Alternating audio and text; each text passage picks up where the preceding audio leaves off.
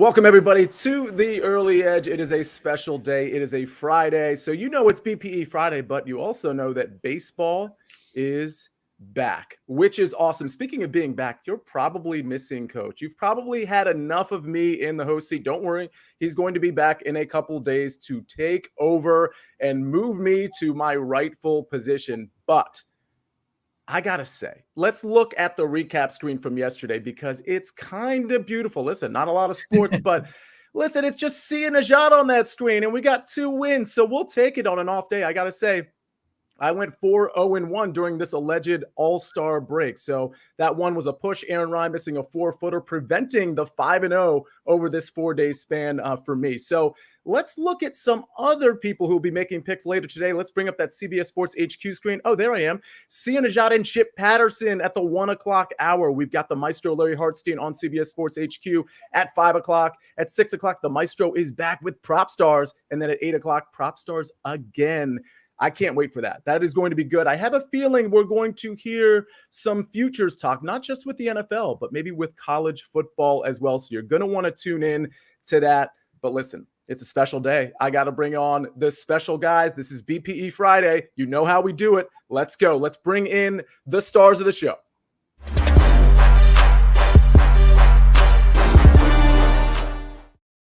Woo! Oh, wow. Woo! That's right. We got depth charts on depth charts on depth charts on depth charts. Let's go! That is the energy I require on a BPE Friday. And Chip, I'm so glad you brought up the depth charts because we are junior Seau days away from football season. Maybe you want to go Terrell Suggs there, maybe Derek Brooks. 55 days away from NFL season, which, Chip, means one thing. It means we're 43 days away from college football season. I have a feeling you're pretty stoked about that. I also have a feeling that you might have some college football picks on CBS Sports HQ later today. How you feeling, buddy? Oh, baby, the juices are flowing. And good morning, Sia, the counselor. Good morning, Sniper, miserable Matt. Good morning to Snake. Good morning to all the Early Edge fam. Yes, we continue College Football Future Friday with your boy, Chip Patterson. And we're going to have another one today. We're going to have more coming up on CBS Sports HQ. And look, the Cover 3 podcast just finished doing Pac-12 win totals all this past week. We're going to keep it going all the way through these 43 days. Man, this is my time of year, man. I love it. I love it. We're close. Next week, we're going to be in the 30s away from college football season. And listen, this thing is really going to feel like it's getting started in about a month as far as I'm concerned. So I'm really, really excited about that. Miserable Matt, you excited about that too? I'm looking at your face. I can't even tell anymore. It's my resting face is just misery. So I guess that's just how I look. I am excited to say, you know, the other day you asked me what my favorite number was, and this today the number is 55. I'm armed and ready. Lance Briggs. Oh, that's a good one. That is a good one. All right, Lance Briggs. Let's go to the dog of the day. Let's talk some baseball. Baseball is back, which is pretty cool. We see Chief there. Of course, it's Chief's dog of the day. We've got the Mets plus 105 at home against the Dodgers. The Houston Astros at the Angels, they're plus 135. And then we've got the Miami Marlins at Baltimore plus 105. Matt, I'm going to start with you here. Which dog of the day do you prefer? Yeah, these are tough. I like the Astros a lot more than the Angels in the second half, but man, going against Ohtani, that's a tough one. I could see the Marlins. Sandy Alcantara's been a little better of late, but I love the Orioles right now. So by process of elimination, I'm going to go with, maybe as a mistake, but I'm going to go with the Mets. It's Justin Verlander versus Julio Urias. Urias has not been that good this year. Verlander got a little bit of a rest. Maybe he needed the rest because he's old, like me. I'll go with the Mets there. And Snake told us right before we came on the air that the weather was really bad. So maybe the saving grace is that thing will get banged and we won't have to lose with the Mets. Fair enough. I don't mind the Mets play, Chip, at plus 105. I think I'm an Orioles guy. I'm an Orioles fan. They've certainly been hot. They went into the All-Star break hot. I could see Sandy Alcantara. And Matt, I want to kick this to you. I mean, I'm really speculating here, but like I could see him, using this All-Star break to rebound it. And maybe we see we've seen signs from him a little bit lately. Maybe we see some semblance of the guy from last year, right? It was a couple weeks ago we talked about it, and I said one thing I thought was he was just tired. He had such a huge workload last year. you get more into this season, get a little bit of a rest during the All-Star break. He had a good outing last time out against a good team. I could totally see him having a big second half. That's why I kind of shied away from taking the Orioles. I was about to pick the Orioles on SportsLine. That's why I shied away from that. But also it's tough for me to pick against the Orioles. So I could see either one on that one. Fair enough. And Chip, I'm going to kick it to you. By the way, we see in the chat, hit that like button. Please hit that like button for me, if for nothing else. In this host chair, I want to be able to show Coach that I got more likes than him. And that would be really cool. I want to be able to talk smack to Coach. I don't know if I'm going to get there, but maybe you all can get me there. Chip, which dog of the day do you like here? Oh, we're going with the Astros. You can't have this much talk about what's going to happen with Ohtani and not start to jump on the other side of this. I mean, what are you going to do? Maybe tank it. Maybe let's change the price on the trade market a little bit. Some market manipulation. Plus, I mean, Dusty just came off of a nice, disappointing to take the L, but he had a nice little all-star experience. And so staying out there on the West Coast, give me the Houston Astros plus 135. All right. By the way, Liddy is in the chat, and apparently it's Liddy's birthday. So everybody in the chat, we're a family here. We're a community. Liddy. There you go. Happy birthday, Liddy, from Chip. But let's get in the chat and say happy birthday, Liddy. We're going to come back and check out the pick, the prop segment. We're going yard. We're going the yard. We're going home runs. But before we do that, let's hear a message from our partners. Get breaking news. Big news coming out of the NFL today. Highlights and instant reactions. The largest final round comeback in Ford championship history. We're down to the final four. I just want to take time to analyze greatness. Talk winners and losers with a guy who's already a big winner. CBS Sports HQ. It's all sports all day long. All right, so we come back to the pick, the prop, the segment. Pick, the prop, the segment. I'm just going to throw a bunch of thes in there because go the yard. Like, this is what this segment is. It's extra thes. But I got to say, Chip, we have Houghton in here, and apparently it's also his birthday, and he has a special request, and I'll read it verbatim. He says, Chip, can I get a birthday shout out? It's my 32nd birthday. I need to get hyped. Can you give Houghton that birthday shout out, Chip? All right, where we got? Where's Houghton at? He's up here. Oh yeah, Houghton Classic. Houghton, happy 32nd birthday. It ain't nothing but going up from here. It's going to be a fantastic year. Happy birthday, Houghton. Happy birthday, Liddy. Everybody. And look, I got to say, much love to all of you who are celebrating your birthday today. My oldest son celebrated his birthday yesterday. So we're in the season, man. We're feeling it. It's birthday time over here. And Houghton, I got to say, I put this 32 jersey up. I put it up today because I knew it was your birthday. Of course, that's Magic Johnson. That's not up there behind me every day. I knew it was your birthday, so I put that up there. Okay, home run pick props. Pete Alonso plus 440. Shohei Ohtani plus 285. And Manny Machado plus 340. Sniper, I'm going to go right back to you. Which one of these guys do you expect to hit a home run today? I'm all over Manny for a big second half in San Diego. I missed 2 of my 3 plays on Sunday, but the one I hit was Machado on the over 1.5 hits plus runs plus RBIs. He had a 3-run home run off Scherzer in the first inning, and that was a continuation of what he's been doing this July. In 8 July games, he's hitting .406 with a 1,000 exactly slugging percentage, 6 home runs in the 8 July games. Facing a lefty in Philadelphia. The ball jumps in Philadelphia a little bit. Philly's bullpen's lefty heavy. Manny likes seeing lefties. I'm all over Manny Machado. For the home, the run. I see you in the chat. That's good stuff. Chip, I like Manny Machado too. That's where I was going at plus 340. Like the matchup. And we heard there might be some weather concerns in New York, so I don't know if that's where we want to go. But maybe it is because it's Pete Alonso at the end of the day. Where are you going? Okay, so we get Snipers on Manny, and you're on Manny too. And see, sometimes when we've got when we get 3 agreements, it's really nice to spell it out. It's really nice to spell it out. UNITY.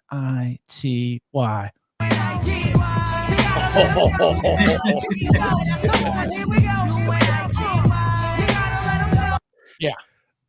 So Amazing. hold on, you have that armed and ready basically all the time because you didn't know we were going to pick Manny. No, it's armed and ready all the time. Okay. Yeah. Wow. The Lock Unity, UNITY, Queen Latifah, the God. We always have that ready, of course. Nice. Got to let them know. Listen, we're a family. You got to have that ready. You have to have that on the ready, if you will. What we have on the ready, of course, is our picks for the day. So before we get to them, we're going to hear one more message from our partners.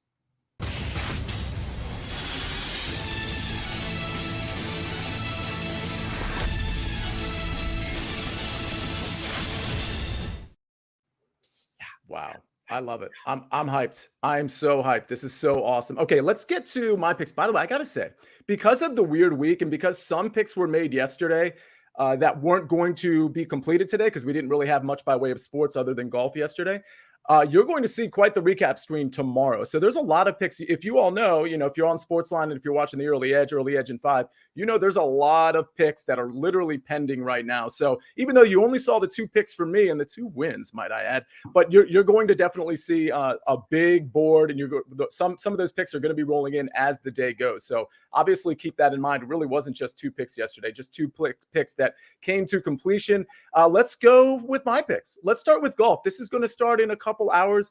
I like Kevin Streelman at the Barbasol. This is a 2-ball. You can find it on DraftKings, other places as well. Kevin Streelman minus 135 over Carl Yuan. This is like a real clear case of just the better golfer here. Kevin Streelman has good history at the Barbasol. He's hitting it well. He's putting well. He's doing all the things. He's checking really all the boxes. He's not a long hitter, so that's not going to help him. Carl Yuan gets it out there a little further, but Yuan is extremely inconsistent and frankly has been really bad on approach over the last handful of tournaments. So this is one of those situations where Yuan will have some scoring opportunities. He might do okay, but I think the approach play is really going to get him here. And Streelman really has been dialed in, had a good day yesterday too. So I like Kevin Streelman minus 135 over Carl Yuan again. That starts in approximately 2 hours. So you're going to want to get that in relatively soon. My next pick, I'll be quick here. I'm going with the better team here and the better pitcher. I'm taking the Red Sox first 5 money line minus 120 at the Chicago Cubs. We talked about the Cubs this week as a potential sort of sleeper, maybe to win the division, maybe to make the playoffs. But the reality is the Red Sox are really, really playing well. And I think we've got a really good pitching matchup here. We got Brian Bayo, who we've bet on quite a bit this year. I've had him in a lot of first 5s, and I think really all of them have won. He's going against Kyle Hendricks, who has also had a good year, but starting to maybe tail off a little bit. Bayo, on the other hand, he's going deep into games. The earned runs are down. If you look at the last 4 or 5 games, he's really limiting runs. Hendricks got touched up a little bit by, of all team, the Yankees without Aaron Judge last time out. Now, Bayo allowed a lot of hits last time out as well, but I do think he's the better pitcher. He's definitely limiting the runs. And I think we're getting a Red Sox lineup that is way hotter than the Cubs, team, but lineup as well in terms of the bats. So I think we're checking the box with respect to the lineup. We're checking the box with respect to the pitcher. We're checking the box with respect to the better team and the momentum. Now, does that make it a lock? No, of course not. It's minus 120 here, but I do think this probably, if we saw this in 2 weeks, I think this would be like minus 135, maybe even minus 140. So I like the Red Sox here, first 5 money line. I actually think you can take them for the full game too, but that's not necessarily the pick I'm going to give out here. I do trust the Red Sox bullpen. I think it's kind of net neutral with respect to the bullpens here, but I'm going to take the Red Sox first 5 money line, minus 120 along with that golf pick. And now we get to some more baseball. Sniper, I got to hear from you. It looks like we got a couple props here. I'm excited about them. Okay, well, that's good to hear. I've got we're going to go to Kansas City with the Rays. Tyler Glasnow over 7.5 strikeouts. It was around minus 125 last time I looked. I locked it in at minus 125 last night. He averages 8 strikeouts per start. He has 64 strikeouts in 41 2/3 innings, 31 in his last 3 starts. The Royals are 4th in Major League Baseball in strikeout percentage. They're just bad. They're actually worse against righties too, 44 OPS points worse versus righties. The only issue is he had a little bit of an injury problem last time, but it was cramping and it was in his glove hand. So not his pitching hand. I'm not as worried about it. I think we're good to go over. I could even see laddering that up to 9 or 10 or even 11. I think he's going to have a huge strikeout night. Also in Cincinnati, the Brewers, Christian Yelich has been the Christian Yelich of old, the MVP-like Yelich. In his last 30 games, he's hitting .348 with a .434 on base percentage, .585 slugging, 27 runs scored in his last 30 games. So we're going to get him to score a run. It's over a half run. All we need him is across home plate one time in those last 30 games. He's also 7 for 8 in stolen bases. Let's get him on base. Let's see him run a little bit. Let's score a run. We'll get home. He hits leadoff most of the time. The lineup's not out yet. He hits leadoff almost every game, though, so I like him there to get on base and come around and score a run. And that's all we need for our 2 plays tonight. I love it, Matt. I'm in on both of those. And by the way, I called you Matt. I feel like that's such a foreign name to call you. Miserable Matt, Sniper. I don't know what to do at this point. I'm just going to roll all of them out. By the way, even more birthdays. Big Cheesy's son or daughter. I'm not really sure. First kid, second kid. Well, either way, they're one. They turned one today. So happy birthday to Little Cheesy. And we have a question, Streelman versus Duffy. Okay, so instead of Streelman versus the Carl Yuan, which was my pick. I do like that. I lean that way. I like the one over Carl Yuan better, but I would say, while I wouldn't make that an official pick, it looks like a lot of you have that at your book. I don't mind that at all. So it's definitely a strong lean for me. Go ahead and take that one if you feel so inclined. And I feel so inclined to go to Chip Patterson here because, first of all, I get to be on with him on CBS Sports HQ later today, which is going to be exciting, where maybe we'll be talking some MLB, maybe some college football. Who knows? You'll have to tune in to find out. But what I know right now, Chip, is that you have some more Barbasol to talk and some college football. So, my friend, you have the floor. Listen, man, we get the Scottish Open going on and this show going live at 10 o'clock. We are taking that shaving cream can and we are squeezing out whatever we can. So we've got some tea times right here at 12:43. We are going to be taking, oh man. All right. We're going to be taking our boy, Mr. Landry.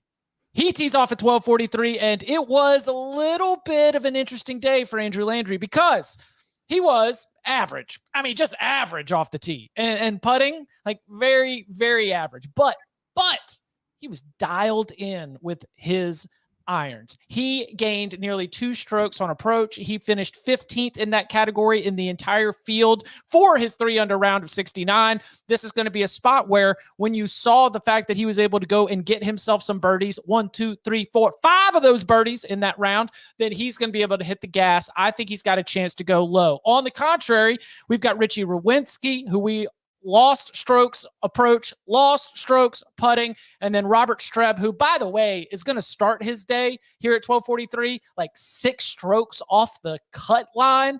That guy is not going to be dialed in. So Andrew Landry, really good on approach yesterday.